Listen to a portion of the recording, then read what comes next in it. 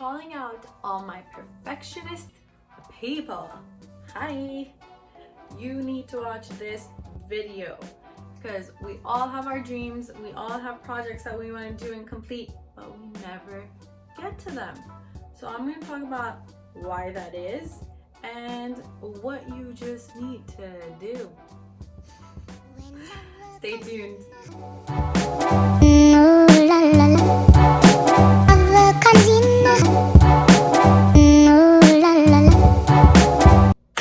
Okay, welcome back to another video, guys. And this week we're going to talk about and basically attack the saboteurs we all have within ourselves. That's a whole science on its own. I'm not going to talk about it right now. I'm not going to jump up into it because I'm still learning about my own. Yeah, learn, conquer, and then teach. Yeah. But there's one thing I've noticed over and over again in myself, and my friends, and my family, and basically a million people on this planet do. So we're going to be hashing out this notion we all call a perfectionism. And you know what? For years, I've been proud to answer this one interview question. You know the one says, what are your strengths? What are your weaknesses? My answer was one word. Actually, 4 words. I am a perfectionist. It is a strength. It is a weakness altogether. Why would you want to be proud to be a perfectionist? I'm going to tell you why. And I'm actually proud now saying I am no longer a perfectionist. I have learned to be better. No, it is not a condition, but it is something to overcome. So here's the deal. You want to be detail-oriented, not a perfectionist. Okay? We agree on that? Great. So detail-oriented versus perfectionist, totally different perspectives. Okay? So we're just gonna break down what perfectionism is. It is not solely based on being very detail oriented. It's being meticulous in everything you do, having everything to be perfect. I am not saying, okay, you see all the setup there? If one thing was slightly tilted the other way, okay, it would mean it's not perfect, right? I'm not talking about OCD, I'm just talking about perfectionism. All right, it would not be perfect. So I would never take a picture of the background and say I'm okay with it, because if I was a perfectionist, I wouldn't be okay with it. I actually would not start something because it's not perfect to begin with. Or if I do start something and along the way realize I need to present this at a certain date, and if it's not perfect enough, I won't present it.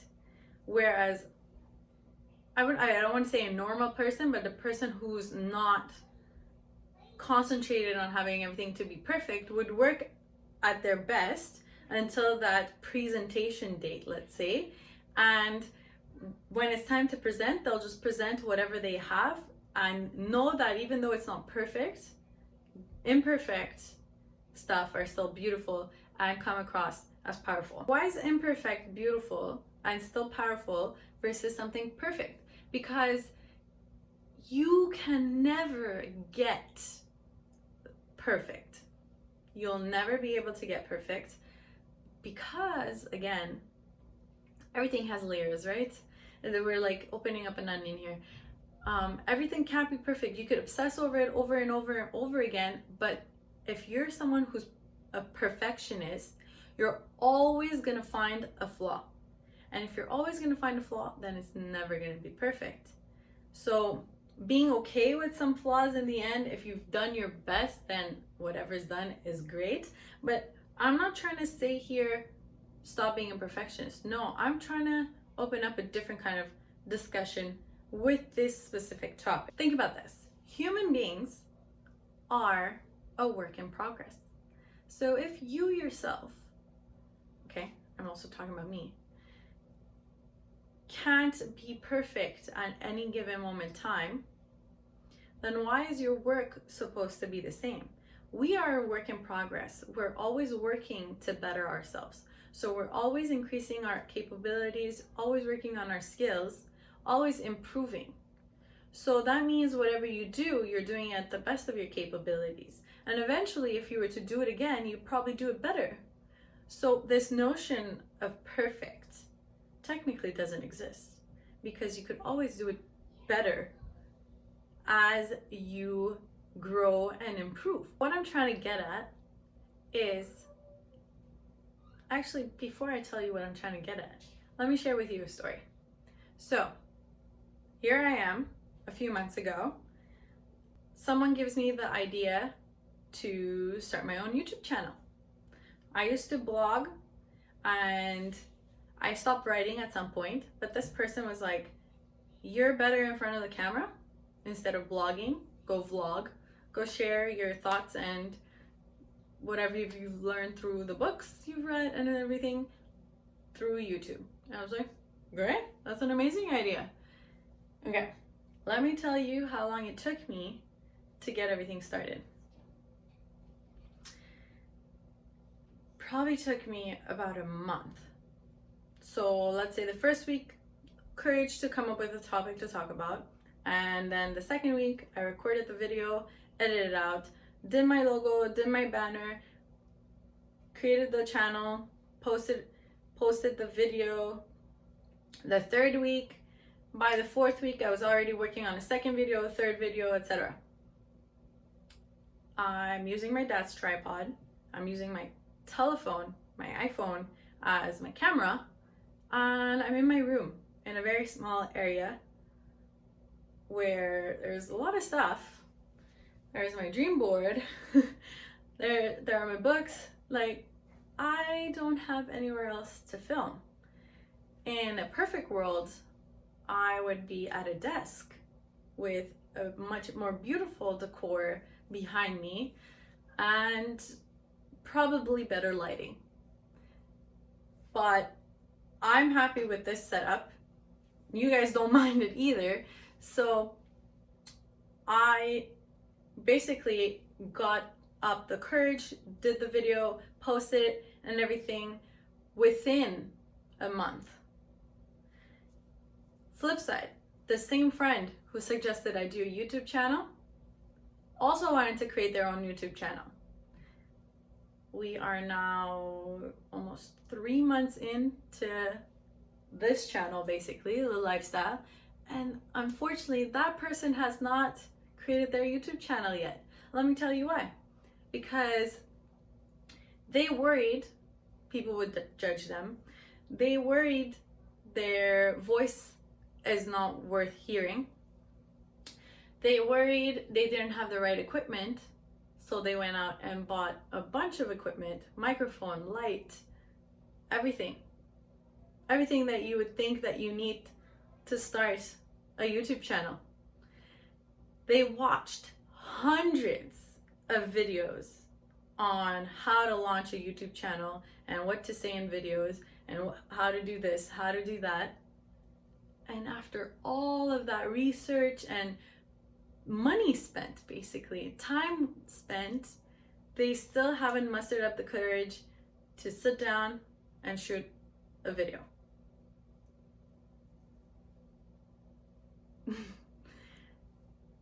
So there are two types of people. People who just jump in, and then there are the people who think of jumping in. You want to strive to become the person who jumps in right away when something is exciting, new, and just you're passionate about. See, this person probably knows how to blast up their YouTube channel more than me. I've watched like 2-3 videos, okay? They know more than me, and yet they haven't taken the action. So what's really the bottom line here? What do we understand? Why won't people take action even when they've done research, they have the equipment. Basically, they should be ready to start. It's fear. Fear is the bottom line of everything. You either do it or you don't, and if you don't, it's because you're afraid. And I'm not perfect. I don't always end up jumping in. I do think a lot, but sometimes you just need to be like, F it, I'm going for it. You just get up and do it, and then later on, you'll get better and better and better. You see, she's watched a video like this, just like this one, okay? Saying, just do it.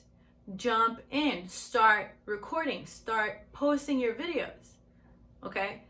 So many people have seen videos telling them to their face, just do it, just start.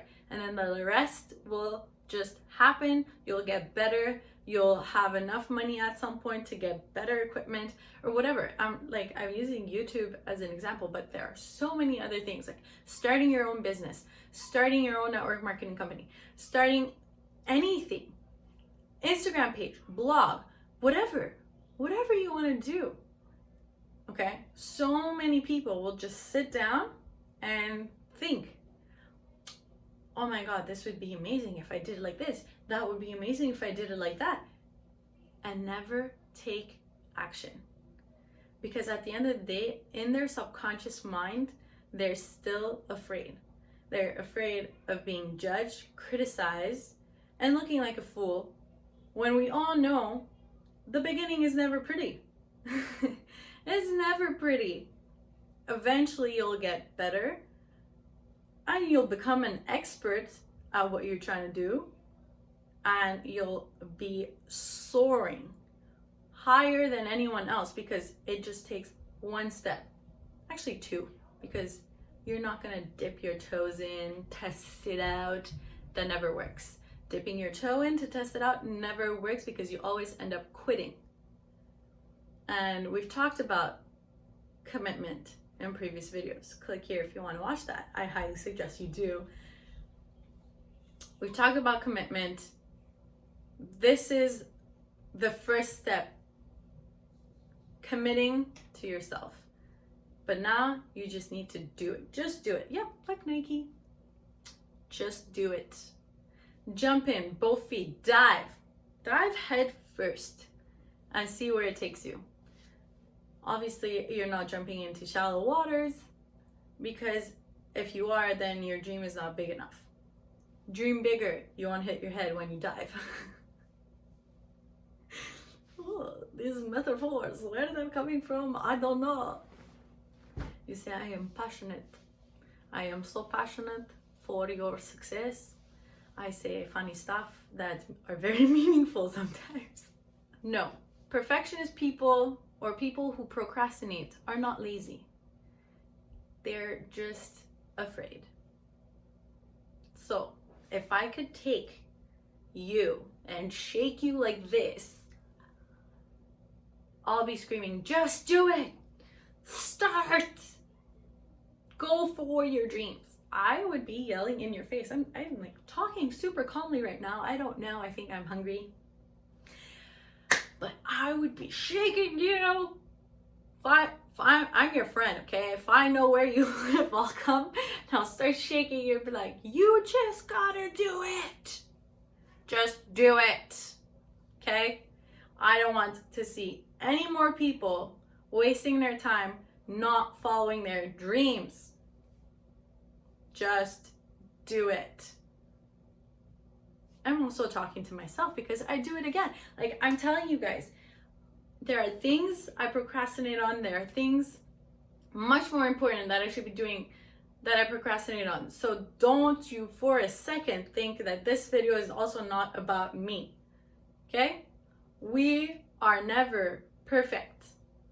Our work is never going to be perfect. We just gotta do it over and over and over again, consistently committed to our success. I should be talking on stages.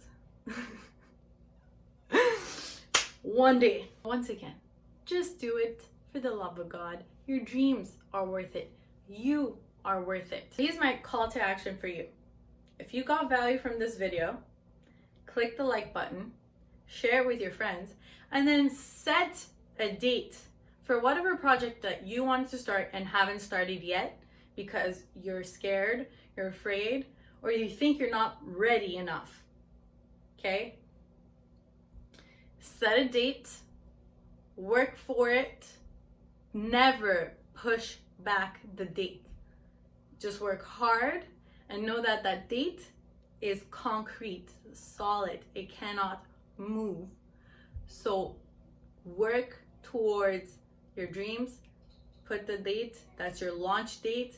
You work towards that date, and then that one day, if you did all this and you launched your business, your project, your YouTube channel, whatever it is, if you did all that after watching this video, share it in the comments below because I want to see it. I want to go support you. I want to know what you're doing. Remember, people don't care as much as you think they do. But the people around you care enough and support you every single day. So don't let them down. Don't let yourself down, and just do it. All right, guys, we come back with videos every week, so make sure you subscribe. And I want to hear from you. So don't forget, leave your comment, like, subscribe. Bye.